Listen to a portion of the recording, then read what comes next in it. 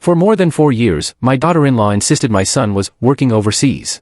Then one morning at the market, a delivery driver stopped me and pressed a package into my hands. "Are you Nash's father? This is yours now, open it alone." What I found inside sent my blood boiling. My son had been overseas for 4 years, building his consulting career. At least, that's what my daughter-in-law told me. Amanda was always so helpful, maybe too helpful. But one quiet Saturday morning at the Johnson City Farmers Market, a delivery driver pressed a package into my hands, his eyes wide with fear, and whispered, "Are you Matthew Parker's father?" When I nodded, he looked around nervously. "I can't keep this secret anymore. Watch it alone." The moment I got home and opened that package, everything I thought I knew about my son, my family, and my life shattered into a million pieces. I'm Caleb Parker, 67 years old, and for the past 7 years, I've been doing my best to hold what's left of my family together. That means every other Saturday, I take my granddaughter, Ivy, she's 7, to Riverside Park for ice cream, chocolate chip for me, strawberry swirl for her. It's our routine. Has been since her mother died. Willow was my daughter, my only child. 7 years ago, she died in a car accident on Route 9. Her vehicle went off the road, caught fire. They said the body was too badly burned for an open casket. We cremated what was left. 6 months later, my wife, Catherine, died too. The doctors called it a heart attack, but I knew the truth. She died of a broken heart. Losing Willa killed her just as surely as that accident killed our daughter. So, now it's just me, Ivy, and her father, Brad, my son-in-law. Brad's raising Ivy alone, and I help out. $40,000 a year, every January, for the past 7 years. It's what Willow would have wanted. It's what family does. That September afternoon at the park seemed normal enough. Ivy sat beside me on our usual bench near the old oak tree, kicking her light-up sneakers and telling me about her spelling test. She'd gotten an A. I told her I was proud. She smiled that same smile Willa used to have, and for a moment, everything felt okay. Then she stopped smiling. "Grandpa?" Her voice dropped to a whisper. She glanced over her shoulder toward the playground, then leaned in close. "Please stop sending money." I blinked. "What?" "The money to Daddy." Her little hand gripped my sleeve, and I saw something in her eyes I'd never seen before. Fear. "Please stop. There's something you need to see." My chest tightened. "Ivy, what are you talking about?" "Just watch him, Grandpa. Watch Daddy. You'll see." She pulled away suddenly, hopping off the bench. "I have to go. He'll be mad if we're late." "Wait, Ivy, if something's wrong, please, Grandpa, just watch him." She wouldn't say another word. The drive to Brad's house was silent. Ivy stared out the window, clutching her backpack like it was a life preserver. I wanted to ask more questions, but the look on her face told me not to push. Not yet. Brad's house is a modest 2-story on Maple Street. White siding, black shutters, a lawn that's always a week past needing a mow. I'd helped him with the down payment 4 years ago. Another check I'd written without thinking twice.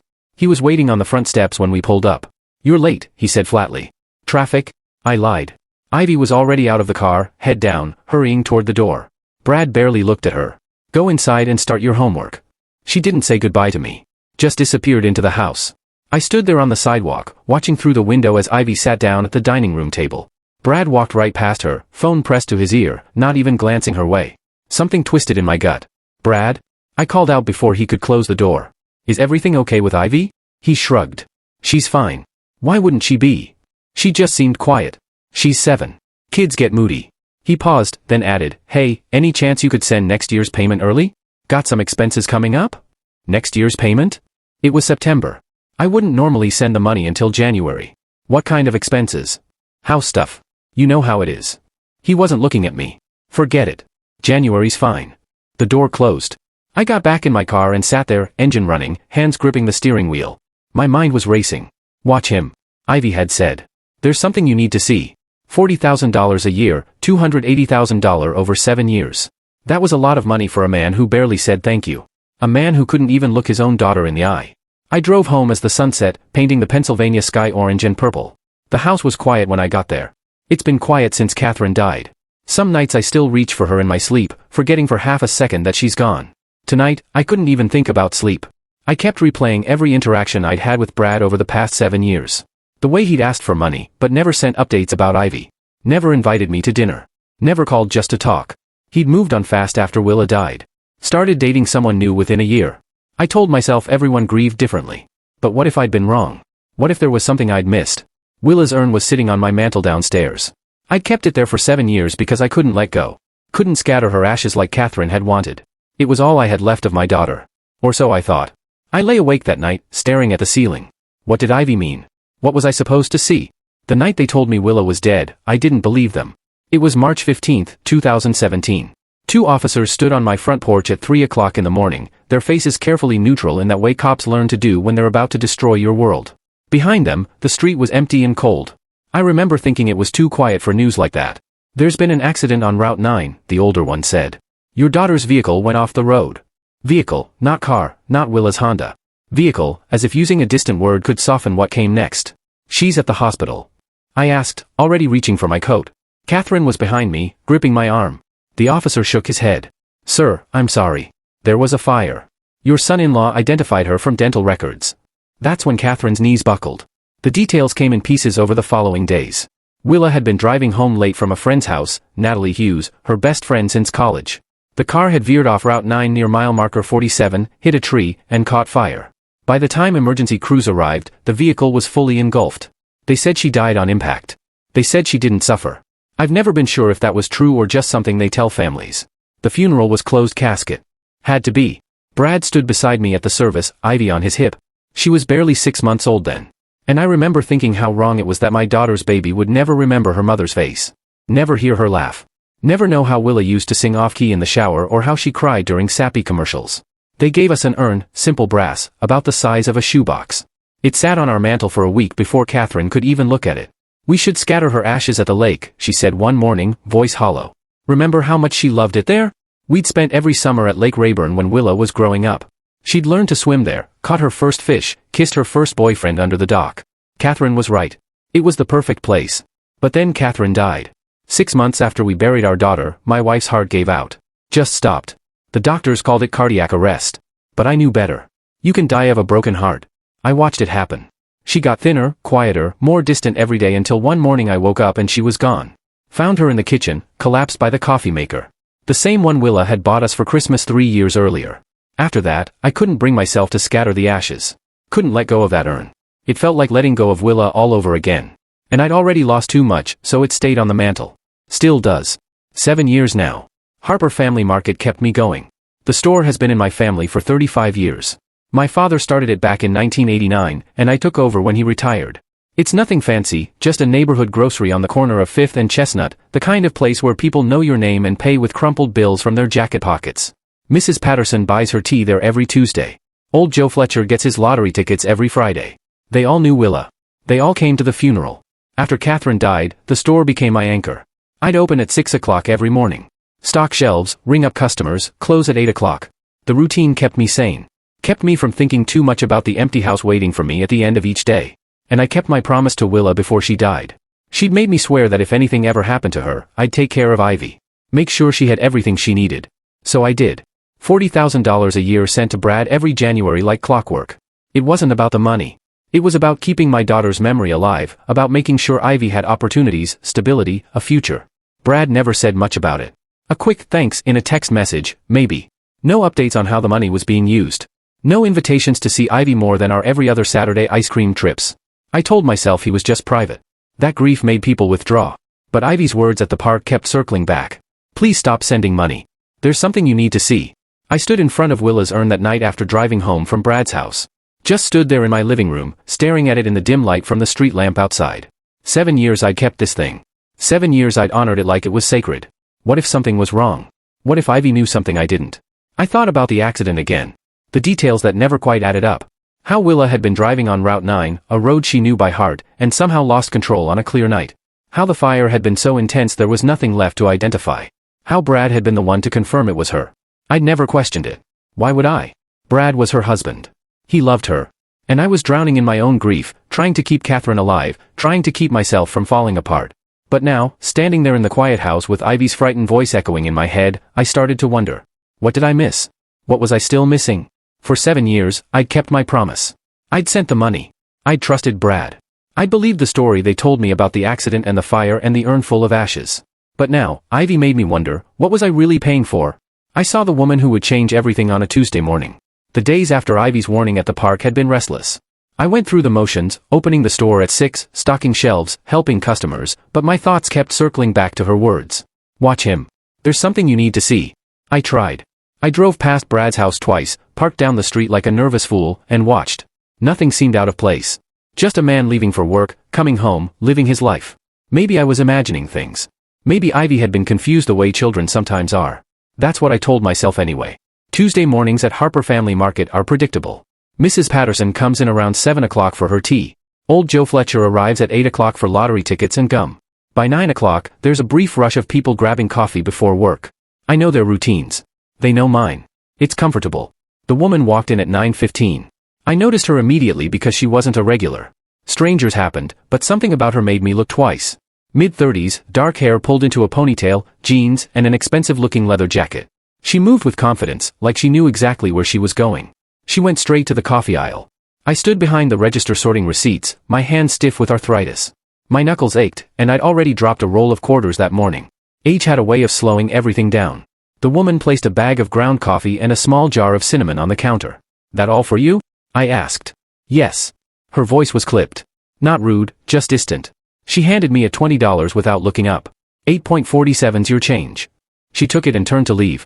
That should have been the end of it. But as she passed me, something tugged at my memory. The way she moved, the shape of her face, something familiar I couldn't place. "Ma'am," I called. She stopped and glanced back. "Yes?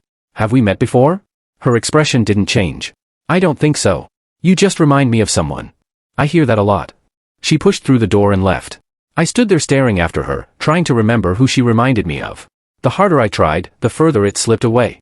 20 minutes later, I stepped outside to bring in the sandwich board sign. That's when I saw her again. She stood across the street beside a silver sedan. And she wasn't alone. Brad was with her. They were talking. Brad leaned against the car, relaxed in a way I hadn't seen in years. She said something and he laughed. Then she touched his arm briefly and got into the driver's seat. Brad walked around and climbed into the passenger side. I stood frozen, sandwich board forgotten in my hands, watching the car pull away down 5th Street. Questions raced through my mind. Who was she? Why was Brad meeting her here? Why hadn't he mentioned her? I thought about how she avoided my eyes. How quickly she left. Coffee and cinnamon. Just those two items. Nothing else. Coffee and cinnamon. The combination unsettled me, though I couldn't explain why. I brought the sign inside, locked the door, and stood alone in the quiet store. The lights hummed. Cars passed outside. Everything looked normal, but nothing felt right. Ivy's voice echoed again. "Watch him." I had watched, and now I had seen something, but I didn't understand it yet. Brad had never mentioned a woman. After Willa died, he'd said he dated a little, nothing serious. He never introduced anyone to Ivy or me. So, who was this woman and why now? I pulled out my phone and stared at it. Roger Stevens had been my friend for 40 years. We met when his kids went to school with Willa. He'd been a detective for 30 years before retiring. He knew how to read situations, how to find answers when things didn't add up. I hadn't wanted to bother him. I hadn't wanted to admit I might be chasing shadows because of something a child said. But now there was a woman. A woman I couldn't place. A woman meeting Brad outside my store. A woman who bought coffee and cinnamon and left like she didn't want to be remembered. I opened Roger's contact and typed a message, "Need to talk. Can you come by the store?" His reply came quickly. "Be there in 20. I set the phone down and looked around the store. The shelves I'd stocked for decades. The register that had served generations. The coffee aisle where the woman had stood minutes earlier. Everything looked the same. But deep in my gut, where instinct lives, I knew something was very wrong. Who was she? And why was she with Brad? When you need to find the truth, you call someone who knows how to look for lies. Roger Stevens had been my friend for 40 years. And in that time, I'd learned that he had a particular way of listening. Not the polite nodding most people do while waiting for their turn to talk, but real listening. The kind where he'd tilt his head slightly, eyes focused, picking apart every word like he was solving a puzzle. He walked into Harper Family Market 23 minutes after I'd sent the text. Gray haircut, military short, jeans and a flannel shirt, reading glasses hanging from a cord around his neck. 67 years old and still moved like a man who'd spent 3 decades chasing criminals through back alleys. "You look like hell," he said by way of greeting. "Thanks, Roger." He glanced around the empty store. "You closed?" "Sure." Flipped the sign, figured we needed privacy, so it must be serious. He pulled up a stool behind the counter and settled in. "What's going on?" I didn't know where to start. So, I started with Ivy. Told him about the ice cream at the park, the whisper, the fear in her eyes when she'd said, "Watch him." Roger didn't interrupt, just pulled a small notebook from his pocket. He always carried one, even in retirement, and jotted down notes. Then I told him about this morning, the woman with the dark hair and leather jacket. Coffee and cinnamon. The way she'd avoided my eyes, how I'd seen her 20 minutes later getting into a car with Brad. "You get a plate number?" Roger asked. No, I was too surprised. Description of the vehicle. Silver sedan. Maybe a Honda or Toyota. I wasn't paying attention to the car. He made another note. What about the woman? Height, weight, distinguishing features. I thought back, trying to remember details. 5 feet 6 inches, maybe 5 feet 7 inches, thin, dark hair, and a ponytail. Mid-30s. Expensive-looking leather jacket, brown with zippers. You said she reminded you of someone? Yeah, but I can't place it. Just a feeling. Roger tapped his pen against the notebook.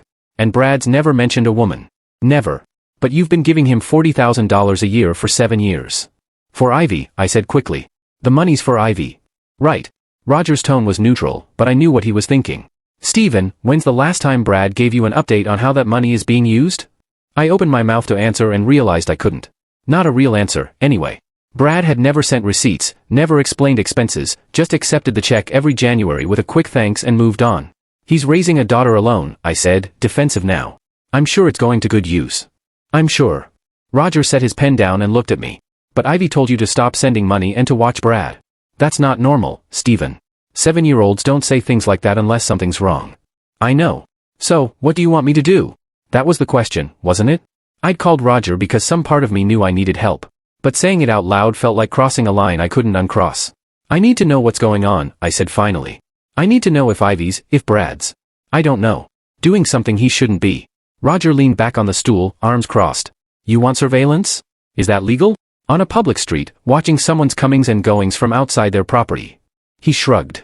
Not illegal. Not particularly ethical if you're doing it to a family member, but not illegal. The word family hit harder than it should have. Brad wasn't blood, but he was Willa's husband. Ivy's father. For 7 years, I'd sent him money because that's what family did. Now I was talking about spying on him like he was a suspect. I don't want to betray his trust, I said quietly. Then don't. Roger's voice was firm. Go home. Forget about the woman. Forget about Ivy's warning. Tell yourself everything's fine and keep writing those checks. I looked up sharply. You think I should ignore this? No. He met my eyes. I think you need to decide what matters more, Brad's trust or Ivy's safety. The words hung in the air between us. She's 7 years old, Roger continued. She came to you scared enough to whisper a warning in a park. She told you to stop sending money and to watch her father. Kids that age don't make things up, Stephen. They don't have the imagination for it. If Ivy's worried, there's a reason. I thought about Ivy's face at the park. The way she'd gripped my sleeve, the fear in her eyes. What do we do? I asked. Roger picked up his pen again. We start simple. I've still got some equipment from my detective days, cameras, recording devices, all legal for private investigation purposes. We set up outside Brad's house, watch who comes and goes, see if the mystery woman shows up again, track his routine, look for patterns. For how long? As long as it takes. He flipped to a fresh page in his notebook. Could be a few days, could be a couple weeks, depends on what we find. And if we find nothing, then you'll know Ivy was confused and you can sleep better at night. Roger looked at me over his reading glasses. But I've been doing this a long time, Stephen. And my gut says we're going to find something. Mine did, too. That was the problem. When do we start? I asked. Tomorrow morning. I'll bring the equipment. We'll park down the street from Brad's place. See what happens. He stood, tucking the notebook back into his pocket. Get some rest tonight. Once we start this, you need to be ready for whatever we find. I nodded, but I knew I wouldn't rest. Hadn't really rested since Ivy's whisper at the park. Roger headed for the door, then paused with his hand on the frame. Stephen, you're doing the right thing. Protecting a kid always is, even if it means going behind Brad's back. Especially then.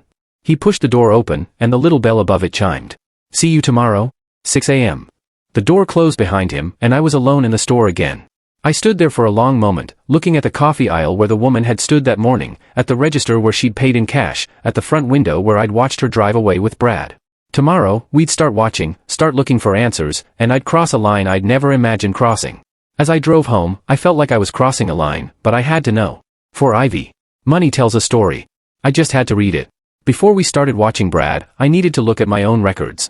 That evening, I spread 7 years of bank statements across my kitchen table. The house was quiet, except for the hum of the refrigerator and the occasional creak of old wood settling. I'd made coffee, strong, black, the way Catherine used to make it when we'd sit up late doing taxes or planning Willa's college fund. The mug sat untouched beside me as I worked, steam rising into the dim light above the table. January 2018, $40,000 wired to Bradley Wallace. The memo line read, family support. January 2019, same amount, same memo. I went through every year, 2020, 2021, 2022, 2023, 2024. $40,000 every single time, like clockwork. $280,000 total. I'd known the amount. Obviously, I wrote the checks, authorized the transfers. But seeing it laid out like this, 7 years in a row, 7 identical transactions, made it real in a way it hadn't been before. That was a fortune. A small fortune, maybe, but more money than most people saw in a lifetime. And what did I have to show for it? I pulled out a shoebox I kept in the hall closet, the one with receipts and correspondence, anything related to Brad and Ivy. I sorted through 7 years of paperwork, looking for proof that the money had been used properly. Proof that Brad was grateful. Proof of anything, really. What I found was nothing. No thank you notes. No updates on Ivy's education or activities. No pictures of school events or birthday parties. Not a single piece of paper showing how the money had been spent or why it was needed. The only communications I had were text messages, and they were brief, almost cold. In January 2019, he'd written, "Got the transfer. Thanks." The next year, "Just received. Appreciated." By 2021, it was down to, "Transfer came through." Not even a full sentence most years. Just acknowledgement that he'd taken the money and moved on. I pulled up my phone and scrolled back through our text history. Hundreds of messages over 7 years, and almost all of them were initiated by me. I'd ask how Ivy was doing in school. Could I take her to the park this weekend? Did she need winter clothes? I could pick some up. Brad's responses were always short. "She's fine." "Sure. We're good." Never details. Never stories about what Ivy was learning or who her friends were. Never invitations to come over for dinner or join them for anything. Just the bare minimum required to keep me from asking more questions. And then there were the early requests. I flipped through my calendar, checking dates. Every year, like clockwork, Brad would text me in November or December asking if I could send the payment early. In November 2019, he'd written about expenses coming up before Christmas. December 2020, house repairs. November 2021, Ivy school stuff. I'd always said yes. Always sent it early because family helped family. And I'd promised Willa I'd take care of her daughter. But now, looking at the pattern, something felt wrong. What kind of expenses came up every single year at the exact same time?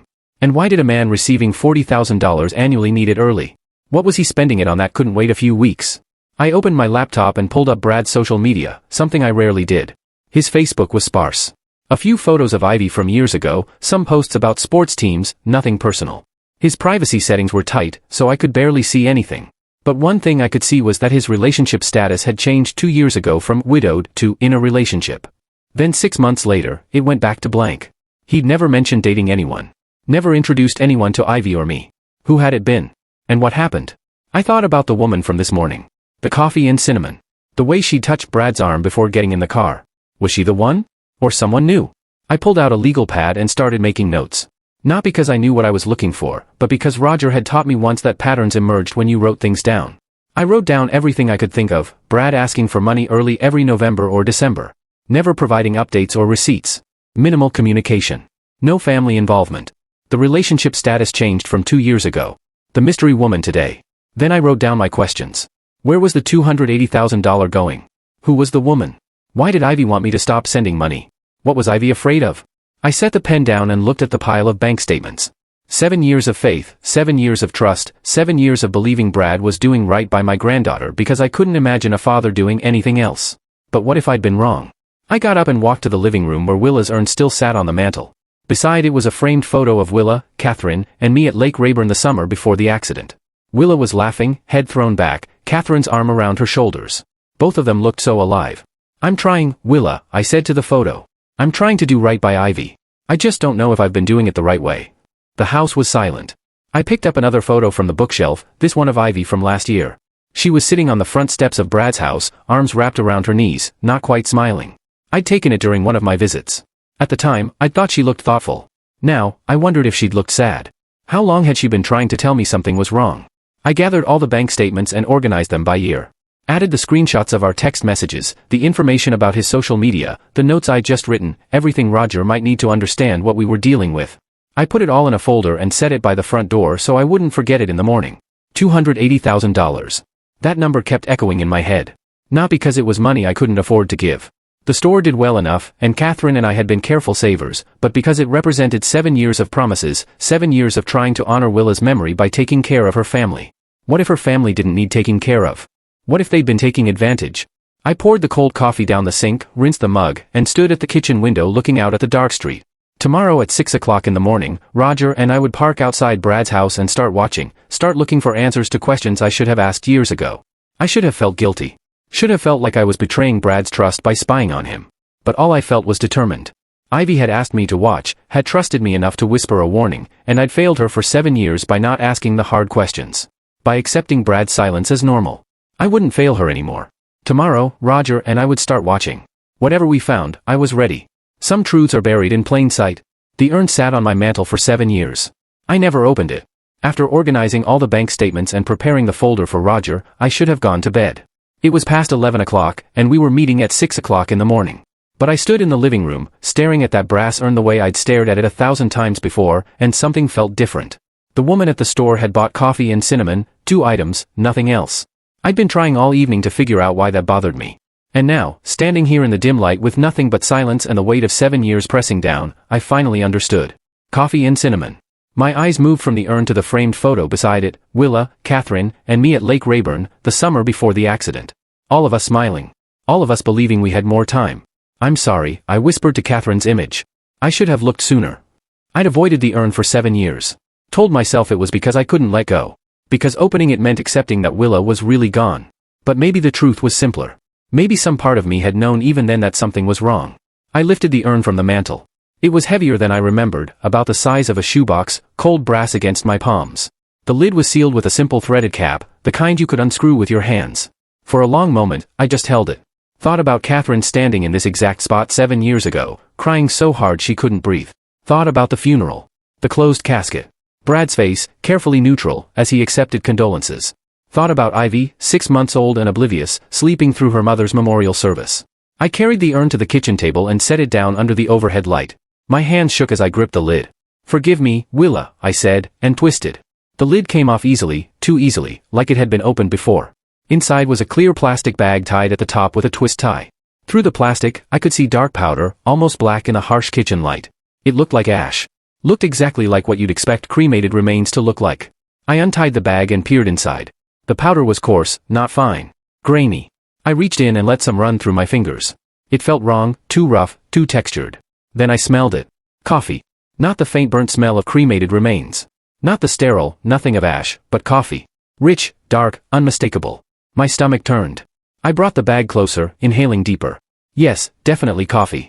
And something else underneath it. Something sweet and spicy. Cinnamon. The kitchen tilted. I gripped the edge of the table to steady myself. No. No. This couldn't be right. This was Willa. This was my daughter. They'd told me it was her. Brad had identified her. The funeral home had handled everything. I dumped the contents of the bag onto the table. Brown powder spilled out in a heap. Coffee grounds, darker in some spots, lighter in others. I sifted through it with my fingers, searching for something, anything that looked like bone. Like the fragments they tell you remain after cremation. Nothing. Just coffee. And mixed throughout, flecks of reddish brown that I recognized immediately from 35 years of running a grocery store. Cinnamon. Ground cinnamon. I touched one of the flecks to my tongue. Sweet. Spicy. Definitely cinnamon. The powder wasn't ash. It was coffee grounds and baking spices. The kind you'd buy at any store. The kind a woman with dark hair and a leather jacket had bought from my store just this morning. For 7 years, I'd kept this urn on my mantel. For 7 years, I'd treated it like it was sacred. Catherine had stood here crying, had kissed the cold brass, and whispered goodbye to our daughter. She died 6 months later with a broken heart, believing Willa's remains were resting above our fireplace. And it was coffee. Kitchen scraps. A joke. The rage hit me so hard I couldn't breathe. I swept my arm across the table, sending the urn clattering to the floor. It rang like a bell as it bounced, hollow and mocking. "Damn you!" I shouted at no one, at Brad, at whoever had done this. "Damn you!" I braced my hands on the table, shoulders heaving, staring down at the pile of coffee and cinnamon scattered across the wood. 7 years. 7 years of grief. 7 years of Catherine destroying herself with sorrow. 7 years of me honoring an empty promise, paying money to a man who'd helped fake my daughter's death. Because that's what this was. Had to be. If the urn was fake, then the funeral was fake. If the funeral was fake, then maybe the body was fake. And if the body was fake. My phone was in my hand before I'd consciously decided to pick it up. I pulled up Roger's contact and called. He answered on the second ring, voice groggy. "Stephen, it's almost midnight." "The urn." My voice came out hoarse, shaking. "Roger. The urn is fake." Silence on the other end, then more alert. "What do you mean, fake?" I opened it.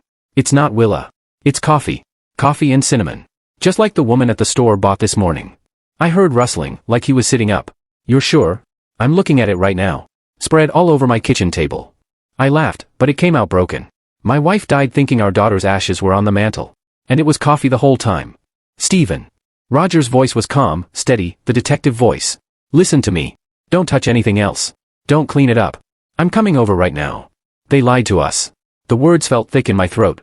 The funeral. The body. Brad identified someone who wasn't Willa. They burned someone else and gave us kitchen scraps in a brass box. I'm 10 minutes away. Stay there. Don't call Brad. Don't call anyone. I'm coming. The line went dead. I stood in my kitchen, surrounded by coffee grounds and cinnamon, staring at the overturned urn on the floor. The house was silent except for my ragged breathing. 7 years ago, they told me my daughter was dead. They'd shown me a closed casket. They'd handed me this urn and told me it contained her remains, and I'd believed them. Catherine had believed them. We'd mourned. We'd broken. We'd died a little bit ourselves. And it was all a lie. I looked at the scattered coffee grounds, at the cinnamon mixed throughout, at the empty brass urn lying on its side. My daughter's urn was a lie. What else had they lied about?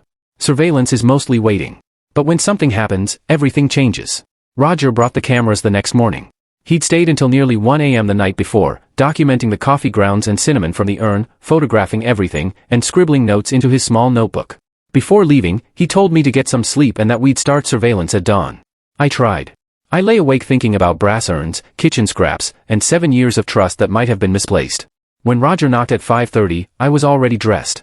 You look terrible, he said, hauling 2 black duffel bags inside. Didn't sleep. Figured. He set the bags on my kitchen table and unzipped one. Inside were cameras, lenses, recorders, and equipment I didn't recognize. We'll park down the street from Brad's house. Public road. Legal surveillance. 2 old guys sitting in a car. What are we watching for? Patterns. Who comes and goes? When Brad leaves, when he gets home, and whether your mystery woman shows up again. He lifted a camera with a long lens. And maybe we learn where $280,000 went. We drove to Brad's neighborhood in Roger's gray sedan. A car so ordinary it blended into any street. He parked 3 houses down, far enough not to draw attention, close enough to see the driveway and front door clearly. Then we waited. Brad left at 7:45. He backed out, turned toward the main road, and disappeared. Roger wrote the time down. Usual schedule? It used to be construction management, I think. I haven't asked in years. Roger nodded but said nothing. We stayed until noon, then rotated. Roger went home. I stayed, watching the house, glancing at Ivy's upstairs window, hoping she was all right. Nothing happened that afternoon. Brad came home at 6 o'clock, went inside, and didn't come back out. A normal evening. The second day followed the same rhythm. Brad left at 7:45, came home at 6 o'clock. Roger and I took shifts, documenting everything. Then late afternoon on day 2, the woman arrived, the same silver sedan from the store. She pulled into Brad's driveway at 2:30, walked to the front door, and unlocked it. She has a key, I said, calling Roger. He arrived 20 minutes later with a telephoto lens. We watched as Brad and the woman sat on the couch. We couldn't hear them, but we could see her lean close, see Brad laugh, see her touch his arm with easy familiarity. They looked comfortable, familiar. Who is she? I asked. When did Brad last mention dating? Roger snapped photos. He hasn't, not once. She stayed 2 hours. When she left, Brad walked her to her car. They stood in the driveway talking. Her hand rested on his chest. His hand settled at her waist. Then she drove off. Roger wrote down her license plate. The third day she came back. Same time, same routine. Stayed an hour. Left. That weekend, when I took Ivy for ice cream, Brad didn't mention her, didn't mention dating, acted like nothing had changed, but something had. By day 4, we knew Brad's routine. Up at 7, gone by 7:45. Home by 6. The woman visited every other afternoon. Then on the 4th morning, everything shifted. Brad left at 10 a.m. That's new, I said. Roger started the engine. Let's see where he goes. We followed him, keeping distance, past Harper Family Market, past familiar streets, into the industrial district on the east side of town. Warehouses, loading docks, semi-trucks. Brad turned onto East Industrial Avenue and pulled into a worn parking lot, a large brick warehouse, building 447. Narrow windows, few cars. He parked near a side entrance and went inside. Roger stopped across the street behind a delivery truck. What is this place? I asked. Roger searched on his phone. Warehouse owned by a holding company used for storage or light manufacturing. Why would Brad be here? That's what we need to learn. We waited. 45 minutes passed before Brad came out. Got in his car and drove away. We stayed. What do you think he's doing in there? I asked. Roger tapped his notebook. Could be storage, a side operation, meetings with her, maybe. He wrote down the address. We'll come back, watch this place like his house. I stared at the building. Tall, sealed windows, quiet, empty looking. But Brad had just spent 45 minutes inside. There's something in there, I said. Roger nodded. Yeah, and we're going to find out what it is. I spent the entire night pacing through my house, unable to sleep, unable to think about anything except the voice we heard inside the warehouse. The crying, the pleading, the words that replayed over and over in my head like a broken record. I've been here for 7 years. When Roger knocked on my door at 7 o'clock that morning, I had already been awake for hours. You look worse than yesterday, he said as he carried his laptop bag inside. Didn't sleep. Figured. He placed the laptop on my kitchen table and opened it. Stephen, I need you to sit down for this. What is it? Just sit, please. I sat. Roger pulled up a video file. Remember when I told you I still have contacts on the force? One of them accessed security footage around the warehouse. All public cameras, traffic monitoring, completely legal. And this? He pressed play. The footage was black and white and grainy, the kind used on nightly news broadcasts. A wide shot of East Industrial Avenue appeared, the timestamp showing early afternoon, 3 days earlier. Cars passed, a delivery truck. Nothing unusual. Then a woman entered the frame from the left, walking along the sidewalk. That's the warehouse, Roger said, pointing to a building in the background. That's the side entrance Brad uses. The woman walked closer to the camera. Her face was partially turned away, but as she moved, the angle shifted. Roger paused the video. Look at her face, Stephen. I leaned closer. The image wasn't sharp, but it didn't need to be. Dark hair pulled back. Thin frame, something familiar in her posture, and the way her head tilted slightly as she walked. My heart stopped. No, I whispered. Look closer. Roger zoomed in. The pixels blurred, but the shape remained. The nose, the cheekbones, that subtle tilt of the head. I had seen thousands of times, when she was a teenager, when she was in college, when she stood beside me on her wedding day. That's not possible, I said, though my voice was shaking. Roger opened another window. I ran the image through facial recognition software, compared it to Willa's driver's license photo from 7 years ago. 2 images appeared side by side. On the left, Willa's license photo from 2017. Younger, smiling. On the right, a still frame from the warehouse footage. Older, no smile, darker hair, but the same face. 97% match, Roger said softly. Stephen, that's Willa. The room tilted. I grabbed the edge of the table to steady myself. No, she's dead. We buried her. We had a funeral. You had a closed casket funeral, Roger said gently. You cremated someone, but you never saw a body. And the urn was filled with coffee grounds.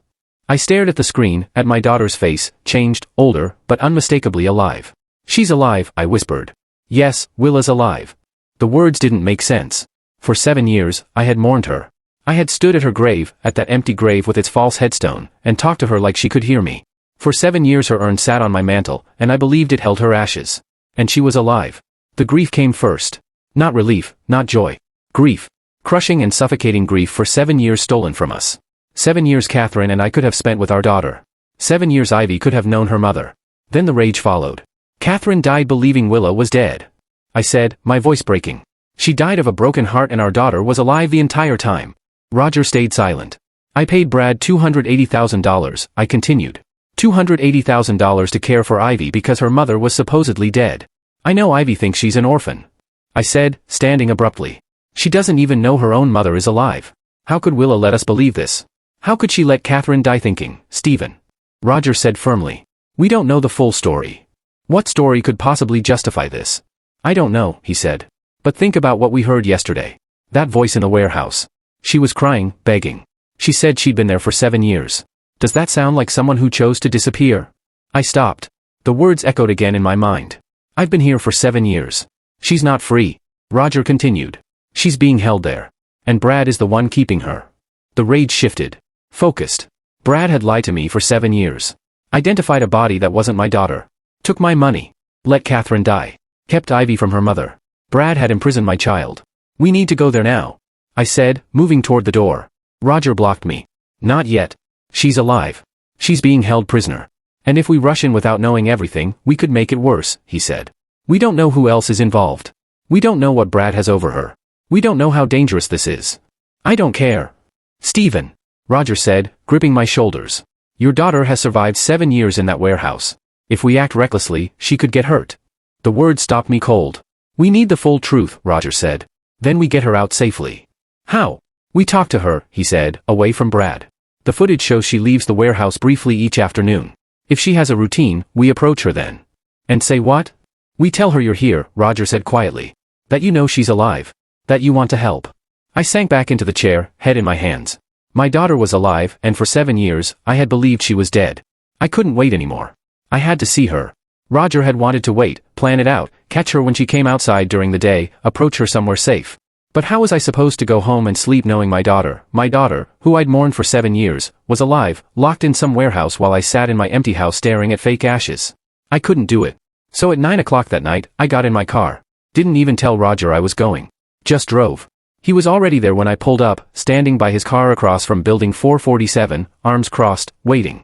He'd known. Of course, he'd known. Couldn't sleep either, I said. I figured you'd do something stupid. He wasn't smiling. If we're doing this, we do it my way. We go in, we stay calm, we listen. Got it? Yeah. I didn't trust myself to speak. I mean it, Stephen. No matter what she says, no matter how angry you get. I nodded. The warehouse looked wrong at night, like something out of a nightmare. One light in an upper window. Everything else dark. We crossed the street. The side door Brad always used. Roger tried the handle. Unlocked. He looked at me. Private investigation. Reasonable cause. Someone's in danger. I know.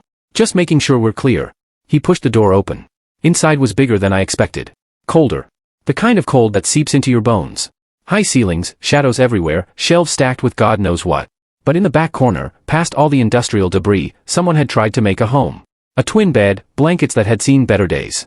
A card table with a hot plate, instant coffee, plastic spoons, clothes on wire hangers strung between 2 posts, 1 folding chair, 1 battery lamp throwing weak yellow light across concrete floors. And photos taped to the wall above the bed. Ivy. All of them. Every school picture I'd sent Brad over the years, every birthday photo, that one from the park last summer where she'd lost her front tooth, they were here on this wall in this warehouse. He'd been showing them to Willa. She was sitting on the bed, staring at those photos like they were the only thing keeping her alive. When the door creaked, she looked up. 7 years. 7 years since I'd seen that face. She looked. God, she looked so different. Thinner, way too thin. Hair darker, longer, pulled back in a messy ponytail. Dark circles under her eyes like she hadn't slept in weeks, maybe months. And something else, something in the way she held herself, like she was always ready to run. Dad.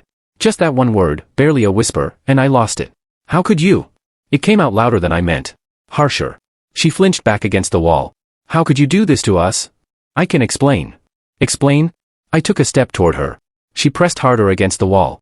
Your mother died, Willa. Your mother. Dad, please. She cried every single day. Every single day for 6 months. Do you understand that? 6 months of watching her waste away and I couldn't, my voice cracked. Say I couldn't help her because our daughter was dead. Except you weren't dead. You were here. You were here the whole time. The words were coming out wrong. Too angry. Too loud. But I couldn't stop them. Catherine died believing you burned to death in that car. She died of a broken heart. And you? You just let her. You let her die thinking, I didn't want that. Willa was crying now. Full on sobbing, sliding down the wall until she hit the floor. I never wanted any of this. Then why? I was almost shouting. Why did you do it? Why did you let us have a funeral for a stranger? Why did you let me pay Brad $280,000 to raise your daughter while you hid in a warehouse? She was sobbing so hard she couldn't speak. Just sitting there on the concrete floor, arms wrapped around her knees, shaking. Roger stepped between us. Physically. Stephen, stop. She needs to explain, and she will, but you need to calm down. Calm down? My daughter's been lying to me for 7 years. Stephen. Roger's voice cut through everything. Look at her. I stopped. Looked. Really looked. This time, she wasn't just thin. She was gaunt. Cheekbones too sharp. Wrists too small. Her clothes, a faded t-shirt and jeans that didn't fit, hung off her like she'd been wearing them for years. Her hair was dull, lifeless. And those scars on her arms, small white lines, some old, some newer. This wasn't someone who'd run away to start a new life in paradise. This was someone barely surviving. Willa, Roger said quietly. He crouched down, not getting too close. We're not here to hurt you. We're here because we want to help. Can you look at me? She raised her head, eyes red and swollen and terrified. We need to understand what happened, Roger continued. Can you tell us that? She looked at him.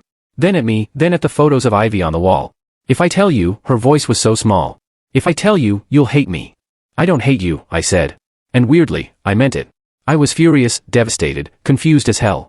But looking at her sitting there on that floor in that warehouse, surrounded by photos of the daughter she'd never met, I couldn't hate her. I just need to know why. She wiped her eyes with her sleeve. It's not a simple story. We have time. Do you? She laughed, but it came out broken. Do you really want to hear this? Yes. She stared at the concrete floor for a long time. So long, I thought she'd changed her mind. Then she spoke. Does Ivy know about me being alive? No. She thinks you're dead.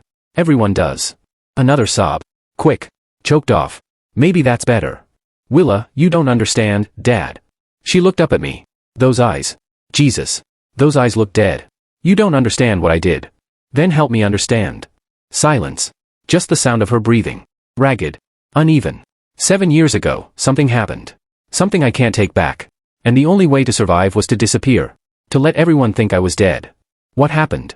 Roger asked. She closed her eyes. If I tell you, you have to promise me something. What? That you won't tell Ivy. Ever. She can't know about this, about me, about any of it. Willa, promise me. Her voice cracked. Please. She deserves better than me. I looked at Roger.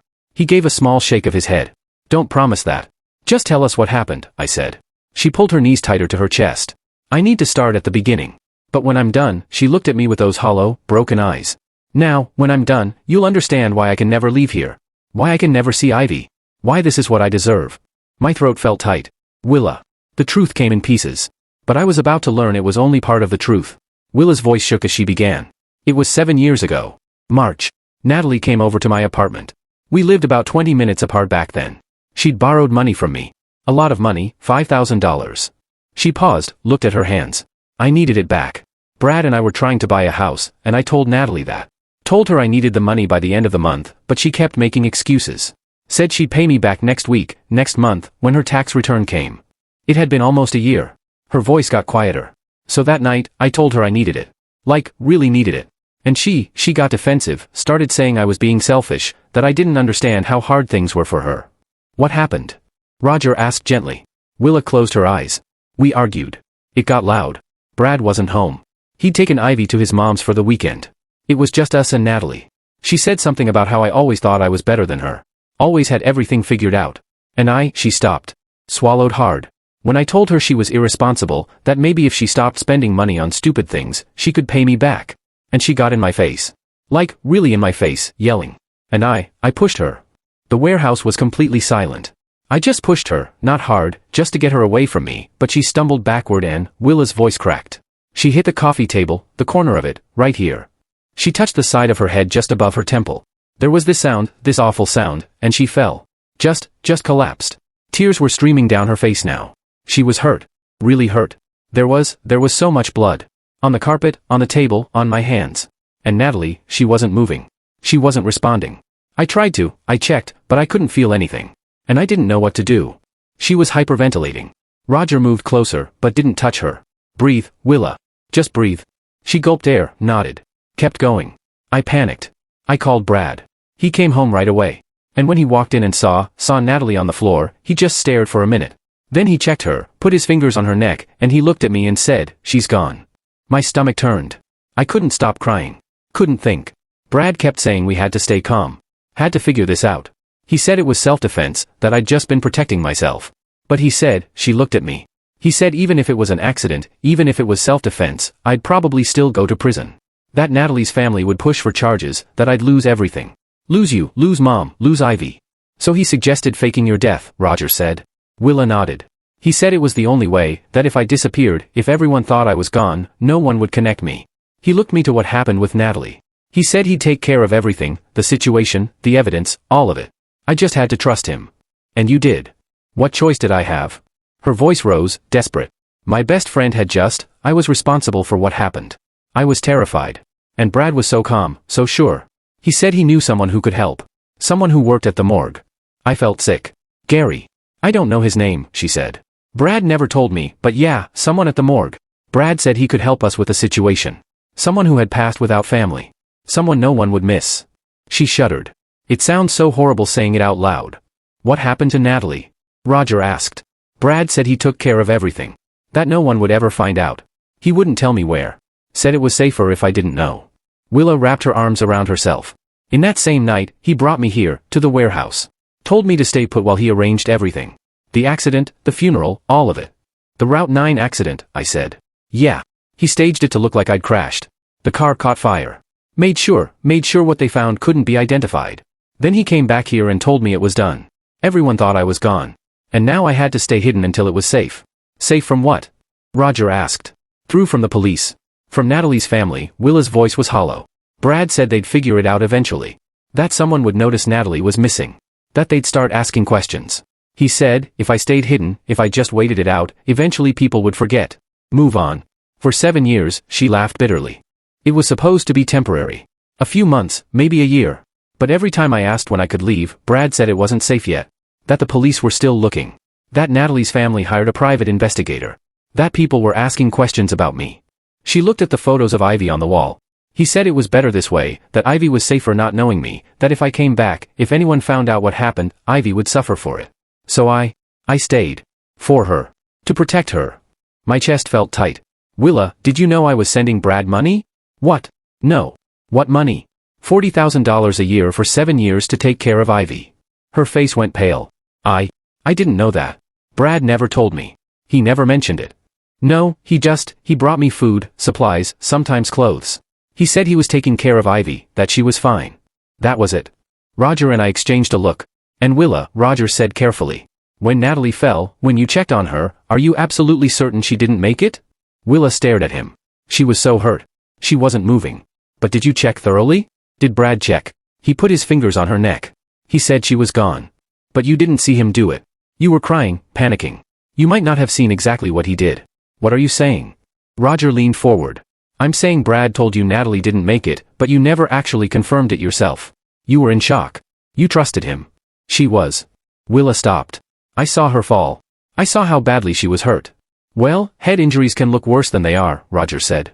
Even minor ones can cause he paused. A lot of visible damage. It doesn't necessarily mean the worst. No. Willa shook her head. No, she's gone. I'm responsible. That's why I'm here. Roger looked at me. Then back at Willa. Willa, have you seen Natalie since that night? What? No. Of course not. Have you seen anything that proves what Brad told you was true? Brad said. Brad said a lot of things. Roger's voice was firm. But have you actually seen proof? Willa's face crumpled. Why are you asking me this? Roger pulled out his phone, scrolled through something, then turned the screen toward Willa. Because I ran Natalie Hughes's name through the system yesterday, and according to public records, she's very much alive. Willa stared at the phone, at whatever Roger was showing her, and the color drained from her face. That's not possible. This photo was taken 6 weeks ago at a coffee shop in town. That's Natalie Hughes, alive and well. Willa looked at Roger, then at me. Her mouth opened, but no sound came out. No, she finally whispered. She's gone. I saw her. I'm responsible for what happened. Roger's eyes met mine. No, Willa. I don't think you are. The truth wasn't just different from what I thought. It was the opposite. Roger pulled out his phone and showed Willa a photo. This, he said quietly, was taken 3 days ago. Willa stared at the screen. Her face went white. Actually white, like all the blood had drained out of it in an instant. That's not possible. That's Natalie Hughes, Roger said. At Corner Brew, the coffee shop on Main Street. 3 days ago. Very much alive. Willa's hands were shaking. No, I saw her. She fell. She was hurt. Brad said, Brad lied. The words hung there. I looked at the photo. A woman, dark hair, mid-30s, sitting at a table with a coffee cup, smiling at something off camera. She looked healthy, happy, alive. I don't understand, Willa whispered. Roger sat down on the folding chair, phone still in hand. Willa, I need you to think very carefully about that night, the fight with Natalie, when she fell. What exactly did you see? First, I pushed her. She stumbled, hit the table. Willa's voice was mechanical. Like she'd told this story so many times it had become a script. There was blood. She was hurt. On the carpet, on the table. She wasn't moving. Did you check on her yourself? I tried. I couldn't. I couldn't feel a pulse. There was too much blood. And I was panicking. But then Brad came home. Roger interrupted gently. And he took over. Right. Willa nodded slowly. And he checked. And he told you she didn't make it. And you believed him? Why wouldn't I believe him? He's my husband. He was trying to help me. Roger leaned forward. Willa, I don't think Natalie was ever hurt. I think the whole thing was staged. Silence. Complete silence. What? Willa's voice was barely audible. The fight, the fall, Roger paused. The scene. I think Brad and Natalie set it up. Fake scenario designed to make you believe you'd done something terrible. That's insane. Is it? Roger pulled up another photo. This is Brad and Natalie 2 years ago at a restaurant in Wilmington. He swiped another photo. This is them last year. Same restaurant. Swipe. 6 months ago. Hotel in New York. He kept swiping. More photos. Brad and Natalie together. Close, intimate. They've been seeing each other for years, Willa, long before that night in your apartment. Willa stared at the photos. Her mouth opened, but nothing came out. I think they planned this from the beginning, Roger continued. The fight was fake. Brad probably told Natalie exactly what to do, how to fall, how to make it look bad. They probably used theatrical makeup, fake blood, made it look worse than it was. But you saw what they wanted you to see. And then Brad came in and confirmed it. Told you Natalie was gone.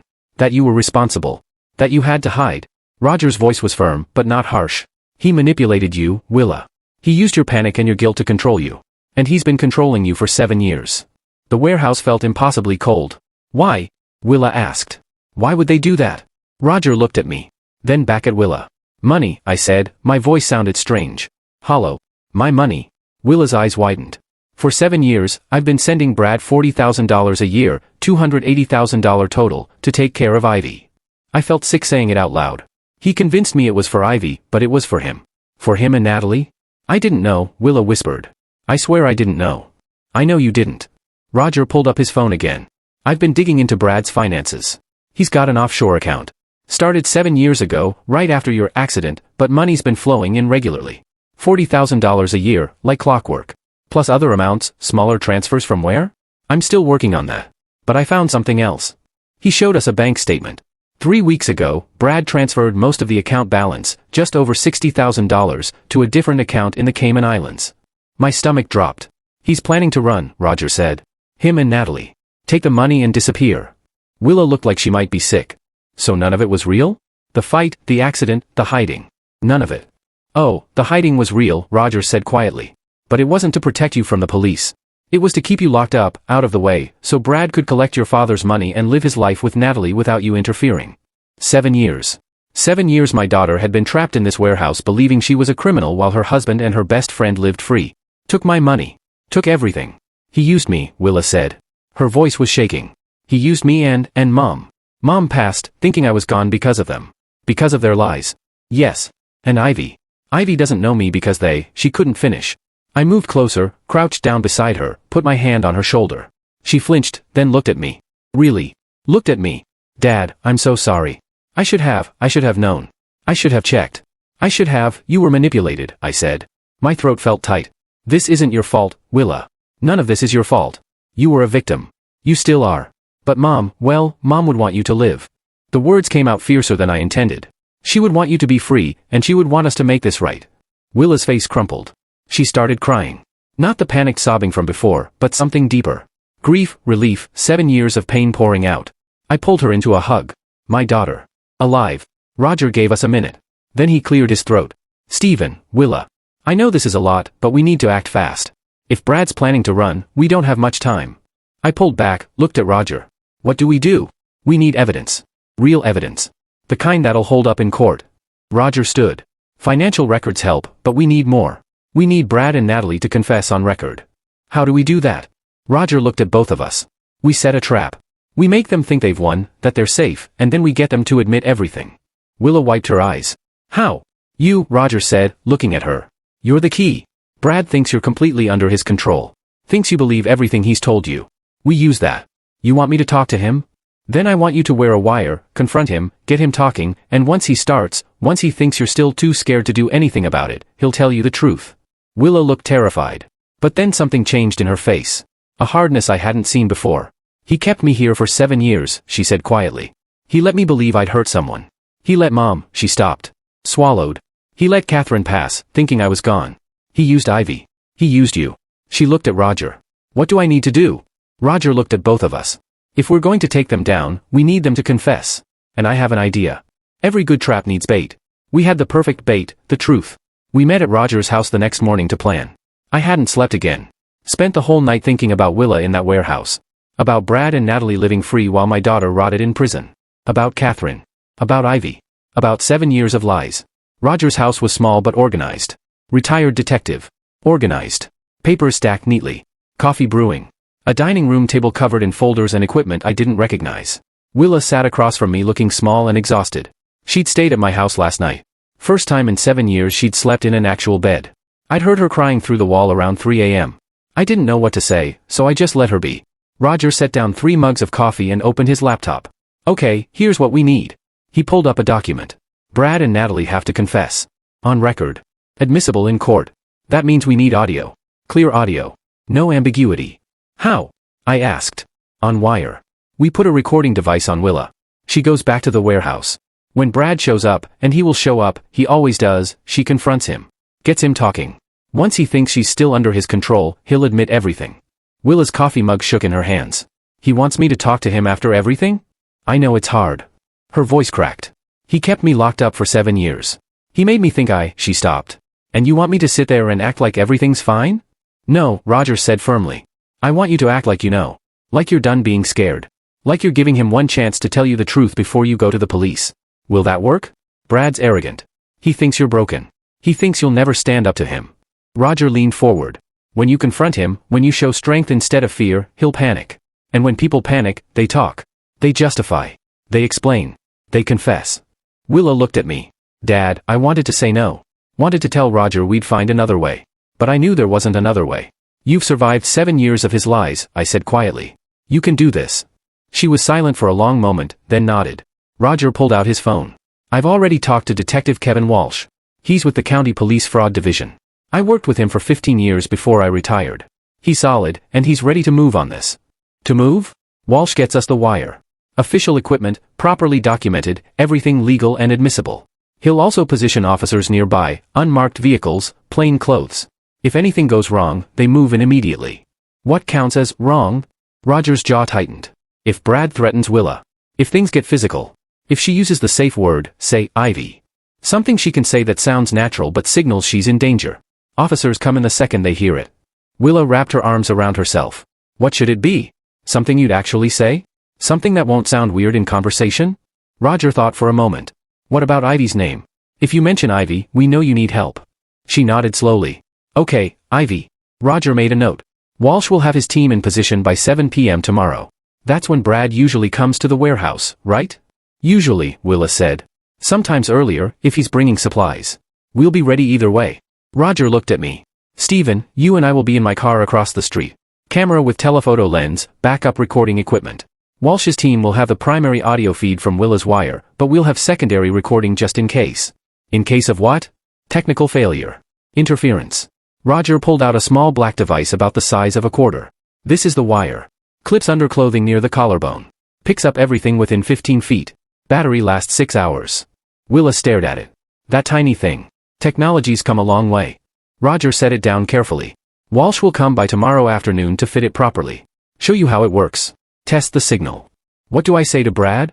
Willa asked. When he gets there, how do I start? Roger pulled out his notebook. We'll script it. Not word for word, that'll sound fake, but general talking points, ways to guide the conversation. He started writing. You start calm. Tell him you know. Don't say how you know, just that you do. See how he reacts. He'll deny it, Willa said. Probably. That's when you push. Tell him you know about Natalie, that she's alive. Watch his face. He'll either keep denying or he'll shift strategies. Try to explain, justify. What if he gets angry? Then you stay calm. The calmer you are, the more he'll panic. And panic makes people sloppy. Roger looked at her. Can you do that? Stay calm even if he's angry. Willa's hands were still shaking, but her voice was steady. He stole 7 years from me. He used my daughter. He let your wife, she looked at me.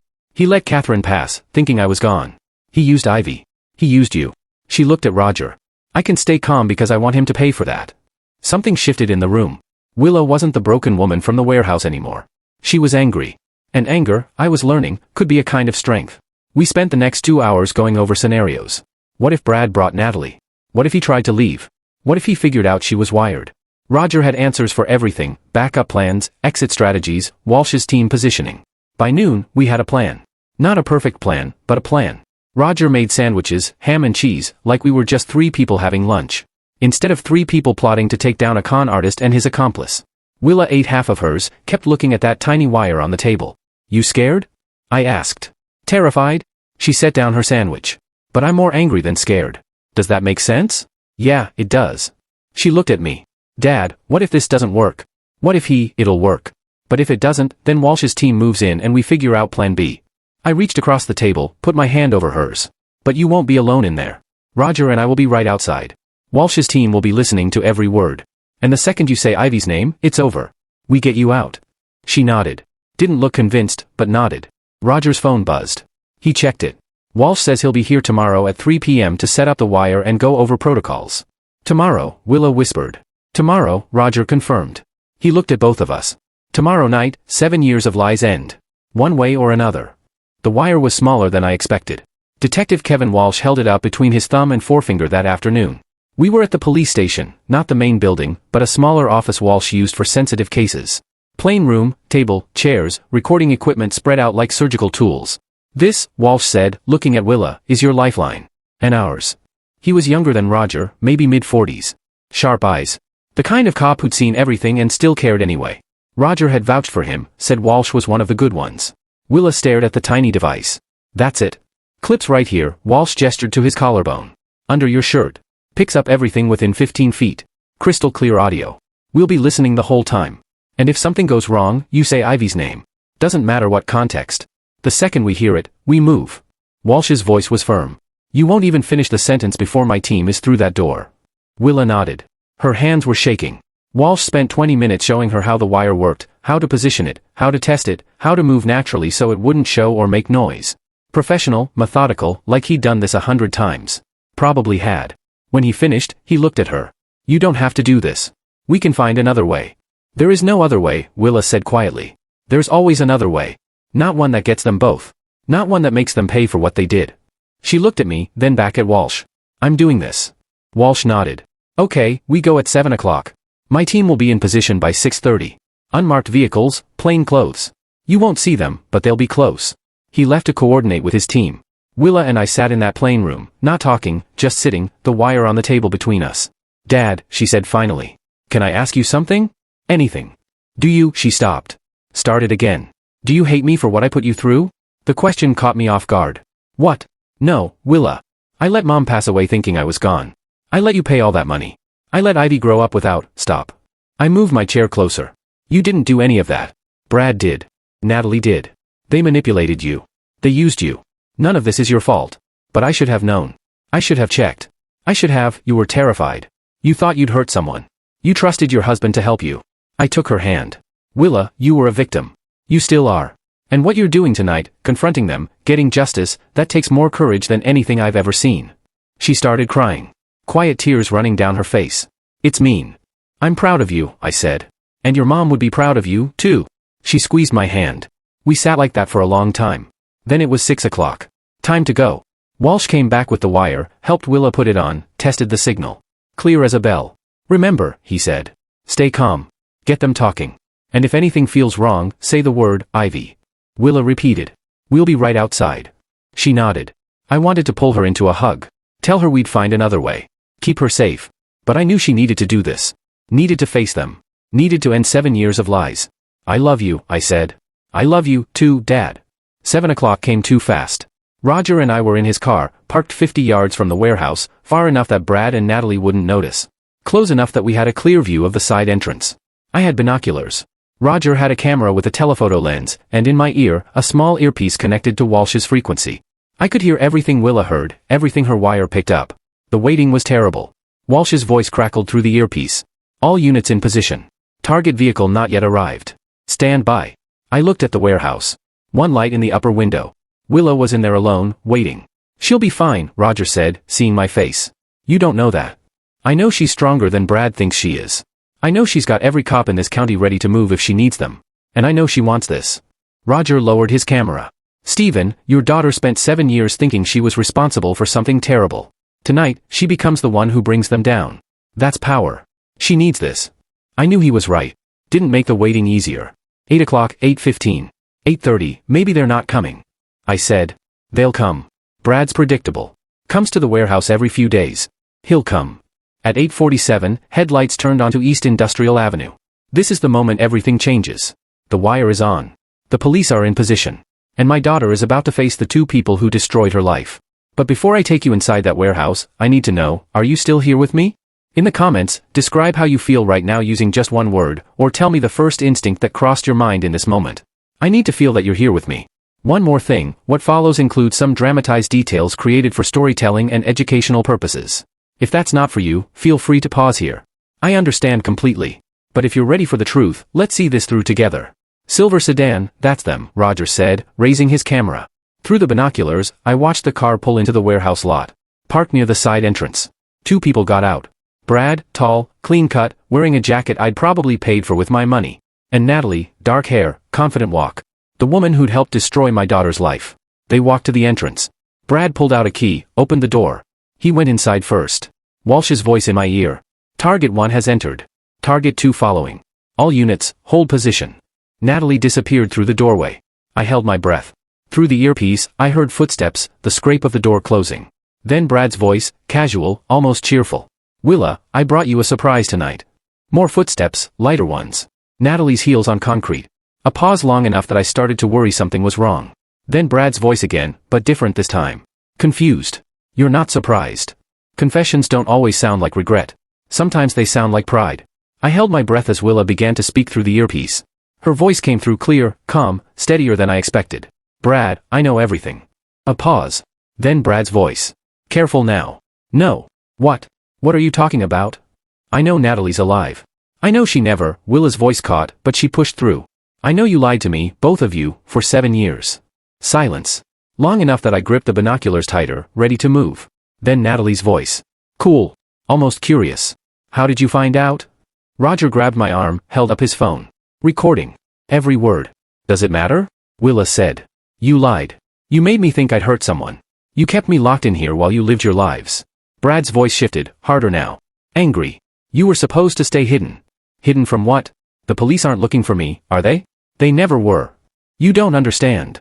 Then help me understand. Willa's voice was stronger now. Tell me why. Why did you do this? Another pause. I could hear movement. Footsteps on concrete. Brad spoke. Because we needed the money. Just like that. No hesitation. No shame. Money, Willa repeated. Your father's money, Natalie said, matter of fact, like she was discussing grocery shopping. $40,000 a year for 7 years. $280,000 total. I felt Roger's hand on my shoulder, keeping me in the car, keeping me from charging through that warehouse door. You did this for money? Willa's voice cracked. You made me believe I was responsible for you. Let my mother pass away thinking I was gone for money. It wasn't personal, Willa, Natalie said, calm. It was just business. Your father had money. We needed it. You were the way to get it. My mother passed away from grief. That wasn't part of the plan. Natalie's voice didn't change. Didn't soften. But honestly, it worked out. Made the whole thing more believable. Your father was devastated. Never questioned anything.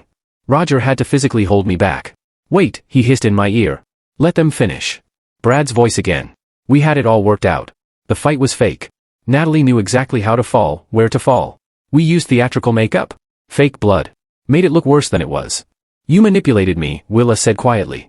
We gave you an option, Brad corrected. Prison or freedom? You chose freedom. You told me I'd hurt someone. And you believed it because you wanted to believe it. Because it gave you an excuse to disappear. Brad's voice was dismissive now. Careless. Come on, Willa. Don't act like you're completely innocent here.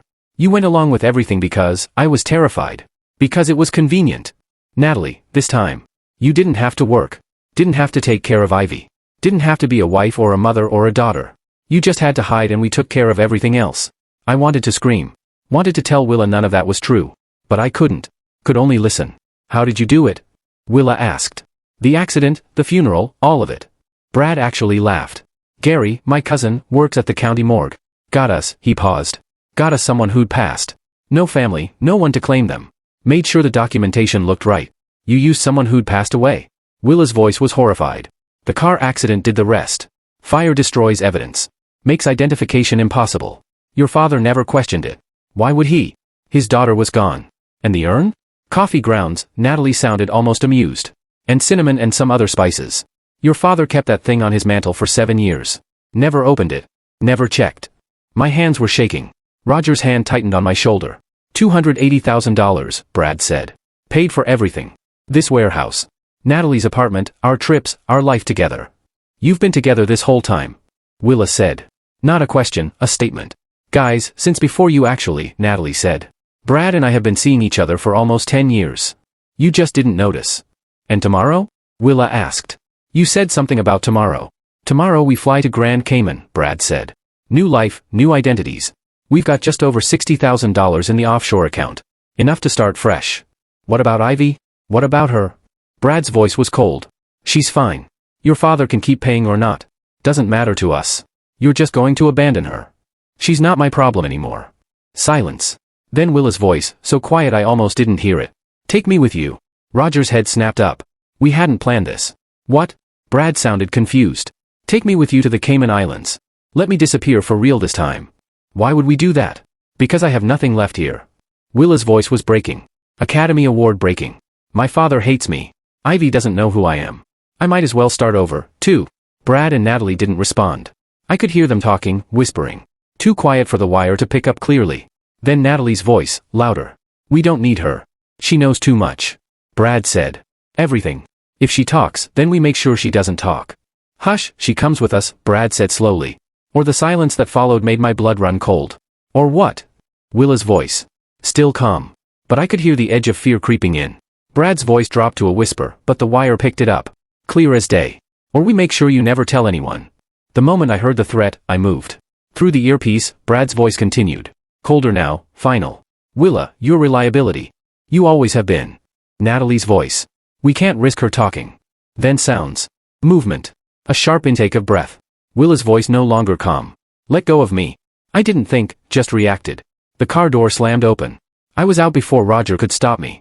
Stephen, wait. I didn't wait. Couldn't wait. My daughter was in there and they were threatening her and 7 years of control snapped in that instant. Roger was behind me, shouting into his radio. All units, move in. Go, go, go. I heard sirens, saw headlights, police vehicles converging from every direction, but I was already running. 50 yards felt like 50 miles. The warehouse door, side entrance. I hit it with my shoulder and it flew open. Inside, the scene froze for half a second. Brad gripping Willa's arm. Willa trying to pull away. Natalie standing near the exit, keys in hand, ready to leave. All three of them turning toward me as the door crashed open. Get away from my daughter. The words came out raw. Brad's hand dropped. Willa stumbled backward. Then the warehouse exploded with sound and movement. Police. Hands up. Police. Officers flooded through the door behind me. Black uniforms, vests, weapons drawn but pointed down. Professional, fast, overwhelming. Detective Walsh was first through. Brad Wallace. Natalie Hughes. Hands where I can see them. Brad looked at the door, at the officers, at Walsh. His face went through about 5 emotions in 2 seconds, shock, panic, calculation, then something like defiance. He bolted. Tried to anyway. Made it maybe 3 steps before Walsh moved. 1 second Brad was running. Next second he was face down on concrete with Walsh's knee on his back and handcuffs clicking into place. You have the right to remain silent. Walsh started. Natalie didn't run, just stood there, raised her hand slowly, expression blank. No fear, no anger, nothing like getting arrested was mildly inconvenient instead of life-destroying. Another officer moved in, cuffed her, started reading rights. And Willa. Willa was standing in the middle of it all, wire still hidden under her shirt, looking lost, looking free, looking terrified and relieved and broken all at once. I crossed the warehouse in 3 strides and pulled her into my arms. She collapsed against me, started crying, not quiet tears, full-on sobbing, 7 years of fear and guilt and isolation pouring out. It's over, I said into her hair. You're safe now. It's over. Dad, her voice cracked. I'm so sorry about everything. About Mom, about the money, about, I will figure it out, I said, held her tighter. Together, we'll figure it all out together. Behind us, officers were securing the scene, taking photos, collecting evidence. Walsh was on his radio, coordinating with someone. Roger appeared at my shoulder, camera still in hand, looking satisfied. Brad was being lifted to his feet, still handcuffed, still trying to talk his way out of it. This is a mistake, he was saying, voice loud, insistent. We didn't do anything wrong. He looked at Willa. She's lying. She's been lying for years. She's unstable. Everyone knows save it for your lawyer, Walsh interrupted. Brad Wallace. You're under arrest for fraud, conspiracy to commit fraud, grand theft, identity theft, false imprisonment, and accessory to unlawful handling of human remains. You have the right to remain silent. I suggest you use it. This is ridiculous. We were helping her. She wanted to disappear. We gave her that option. Walsh just looked at him. We recorded everything, Mr. Wallace. Every word you said tonight, every confession, every threat, it's all on tape. Brad's face went white. What? The wire your wife was wearing. It recorded everything. Walsh held up a small device. Crystal clear audio. You admitting to staging the fight, faking Willa's death, stealing from Stephen Harper, planning to flee the country, and threatening Willa Harper when she confronted you. Brad stared, then looked at Willa, really looked at her, understanding dawned. You set us up. Willa wiped her eyes, looked at him, and for the first time in 7 years, she looked strong. No, she said quietly. I just told the truth. 2 officers led Brad toward the door. As they passed, he twisted back. We would have gotten away with it. His voice cracked, almost desperate. We had it all planned. We were so close. Walsh shook his head. You were never close, Mr. Wallace. They took him outside into one of the police vehicles. Doors closed. Sirens started. Natalie was already in another vehicle, still silent, still cold, staring straight ahead like none of this mattered. Walsh turned to us. "We'll need statements from both of you. But we've got the primary evidence, the wire recording. Financial records, Roger provided. It's solid." "What happens now?" I asked. "There'll be arraignment tomorrow. Bail will be high. Federal charges are likely, wire fraud, money laundering. We're also picking up Gary Wells tonight. Your cousin at the morgue," he added, looking at where Brad had been. "Conspiracy, body theft, falsifying records. And Willa." Walsh looked at her. "Gentle now. Miss Harper is a victim, not a suspect. We'll need her testimony, but she's not being charged with anything. She's free to go. Free to go. 7 years. And she was finally free to go." Roger stepped forward, handed Walsh a folder. "Financial records, bank statements, transfer receipts, everything Stephen paid over 7 years. $280,000, Walsh said, flipping through. "We'll file for restitution as part of the sentencing. It'll take time, but you should get it back." I didn't care about the money. Didn't care about any of it. Just cared that my daughter was standing next to me. Alive. Safe. The police vehicles started pulling away, lights flashing. Brad and Natalie inside, headed to county lockup, to arraignment, to trial, to consequences they'd avoided for 7 years. Walsh shook my hand. Then Roger's. Then Willa's. "You did good tonight, Miss Harper." That took real courage. She nodded. Couldn't speak. Walsh left. Roger packed up his equipment. Said he'd meet me at the station tomorrow for statements. Gave me a quick hug, rare for Roger, and headed to his car. And then it was just Willa and me, standing in that warehouse, in the place she'd called home for 7 years. "Can we leave?" she asked quietly. "I don't want to be here anymore." "Yeah, we can leave." I put my arm around her shoulders. We walked out together, past the makeshift bed, past the photos of Ivy on the wall, past 7 years of imprisonment. Outside, the night air was cool, clean. As the last police car disappeared into the night, I felt my daughter's hand slip into mine. We had a long road ahead. Legal proceedings, therapy, rebuilding, introducing Willa to Ivy, explaining everything. But for the first time in 7 years, we'd walk it together. Justice isn't just a verdict. It's what comes after. The trial began 3 months later, in January 2025. Those 3 months between the arrests and the trial passed in a blur. Police statements, meetings with prosecutors, therapy sessions for Willa, slow, careful steps toward healing, introducing Willa to Ivy under supervision. At first, only an hour at a time. Ivy, confused and cautious. Willa, patient, gentle, afraid of pushing too hard. Me, standing in the middle, trying to keep everyone steady while my own emotions threatened to pull me apart. The trial was held at the federal courthouse downtown. A massive stone building with high ceilings and echoing halls. The kind of place that reminded you how small individual lives were compared to the weight of the law. Brad Wallace was charged with fraud, conspiracy to commit fraud, grand theft of $280,000, false imprisonment of Willa Harper, identity theft, and accessory to the unlawful handling of human remains. Natalie Hughes faced charges of conspiracy, fraud, theft, and aiding false imprisonment. Gary Wells, Brad's cousin who worked at the county morgue, was charged with body theft, falsifying official records, and conspiracy. All three pleaded not guilty. The prosecution appeared unconcerned. I testified on the second day. I walked into the courtroom wearing the only suit I owned, the same one I had bought for Willa's funeral 7 years earlier and had never worn again. I sat in the witness box while the prosecutor asked me to tell my story. I told the jury about Willa's supposed accident, about Catherine's grief, about the urn that sat on my mantel for 7 years, about the $40,000 I sent Brad every January, about discovering the coffee grounds and cinnamon, about finding my daughter alive inside a warehouse. The defense tried to suggest I had been careless, that I should have questioned things sooner, that somehow my trust made me partially responsible. The prosecutor shut that down quickly. She showed the jury 7 years of bank records, transfer receipts, written documentation of every payment. She demonstrated that I had done exactly what any grieving father would have done, trusted family and tried to protect his granddaughter. Willa testified on the third day. I watched from the gallery as she walked to the stand. She wore a simple blue dress we had picked out together. Her hair was longer now. She looked healthier, stronger. But when she began to speak, her voice trembled.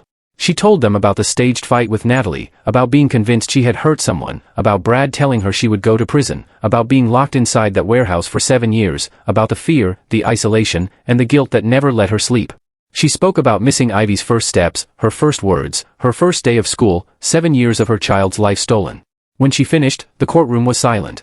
Brad's attorney tried to portray Willa as a willing participant, someone who wanted to escape her responsibilities as a mother and wife. The prosecution dismantled that claim. They played the wire recording. Brad's voice admitting the setup, Natalie's calm, deliberate confession, their plans to flee the country, their threats when Willa confronted them. The jury heard everything. They also saw the evidence. The fake urn filled with coffee grounds and cinnamon sat on a table as an exhibit. Bank records revealed offshore accounts. Surveillance footage showed Brad and Natalie together. The falsified death certificate was entered into evidence. Gary Wells testified after taking a plea deal, admitting he had provided remains from the morgue in exchange for $5,000. Natalie's attorney claimed it was a misunderstanding, that she was just Brad's girlfriend and didn't understand the full scope of his actions. The wire recording destroyed that argument. Natalie's voice was cold and precise. It was just business, Willa. Your father's money. The trial lasted 2 weeks. The jury deliberated for 4 hours. On February 14, Valentine's Day, they returned their verdict. Guilty on all counts. For all defendants. The courtroom erupted. Applause, gasps, objections from Brad's attorney. The judge slammed his gavel for order. I took Willa's hand. She was crying. So was I. Sentencing came a month later in March. Brad Wallace was sentenced to 15 years in federal prison. Natalie Hughes received 12 years. Gary Wells was sentenced to 5 years in state prison. All three were ordered to pay restitution, $280,000 to me, an additional $50,000 to Willa for emotional damages and false imprisonment. Brad's parental rights to Ivy were terminated. Family court granted me custody. Willa would rebuild her relationship with Ivy gradually, with professional support, but legally, Ivy was mine to raise. Brad said nothing as the sentence was read. He stared straight ahead. Natalie looked bored. Gary cried. They were led away.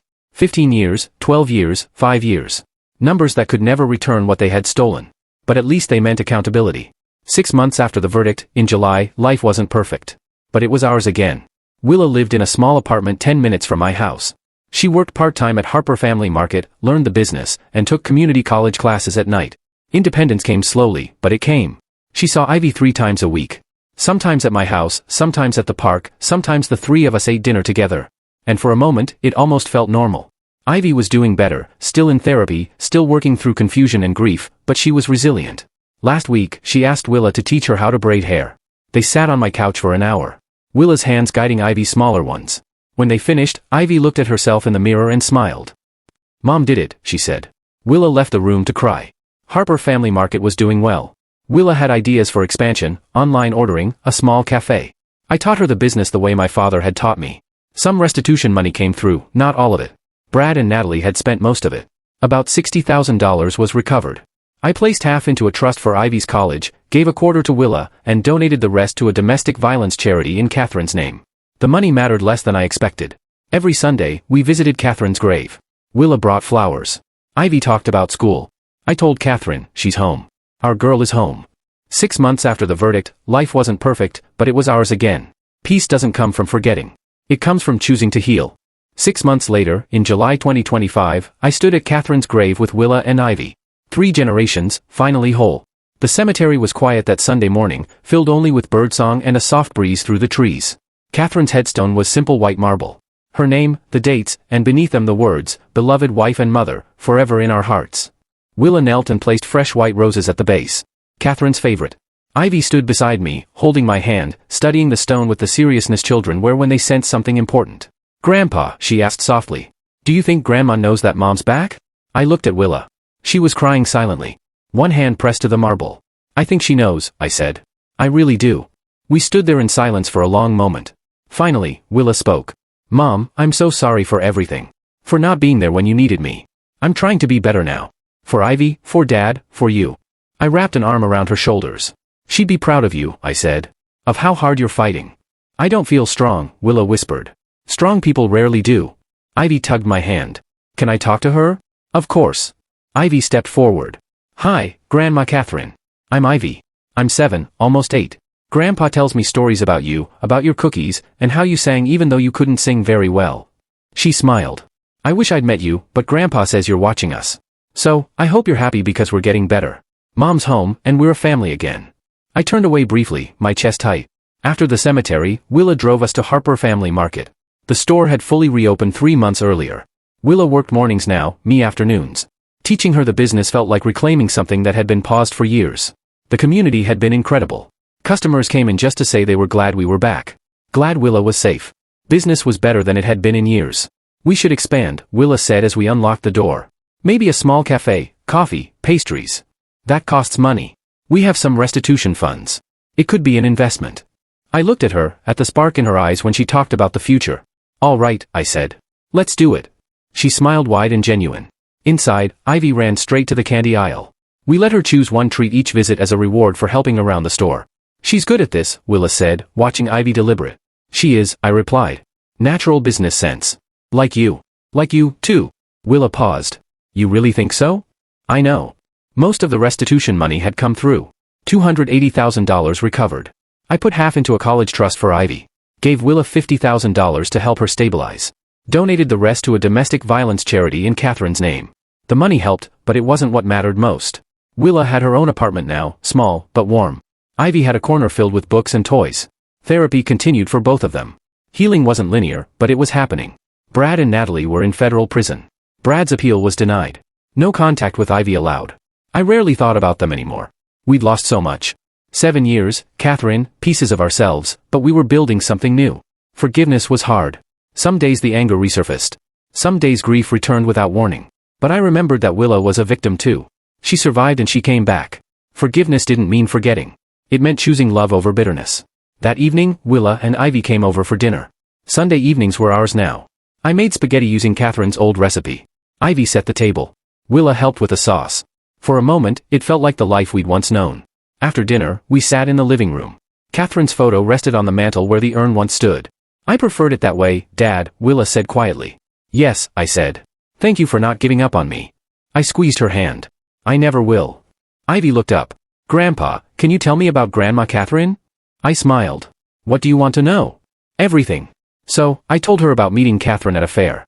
About love and laughter and mistakes and family. Ivy listened closely. Willa cried softly.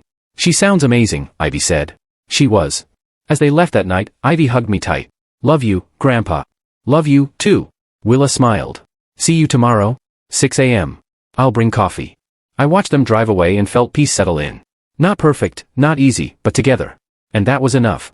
7 years of lies, a lifetime of truth ahead. On a quiet Sunday evening in July, the three of us sat around my kitchen table, 3 generations, finally whole. Ivy was showing Willa her drawings from school. Willa was smiling, really smiling for the first time in 7 years. And I realized this family story didn't end with revenge. It ended with redemption. And to you listening to this story, remember this. I spent 7 years carrying a weight I didn't even know was there. 7 years paying for a lie. 7 years mourning a daughter who was alive but imprisoned. And when I finally learned the truth, my first instinct wasn't justice. It was rage. I wanted bad revenge so badly I could taste it. I wanted Brad and Natalie to suffer the way my family had suffered.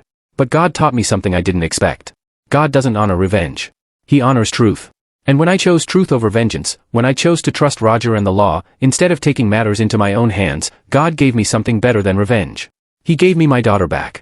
Looking back, would I do things differently? Absolutely. I'd ask harder questions. I wouldn't ignore the red flags. I wouldn't let grief blind me to the manipulation happening right in front of me. My advice to you, don't wait 7 years to demand the truth. Don't let people use your pain against you. Don't confuse patience with passivity. This dad revenge story taught me that revenge is temporary, but family is forever. Justice came not because I forced it, but because I trusted God's timing and let the truth speak for itself. And that family story, the one about a father, a daughter, and a granddaughter rebuilding what was stolen, that's the story worth telling. Here's my truth. Anger is easy. Forgiveness is hard, but healing is worth it. If this story touched you, thanks for watching. Take care. Good luck.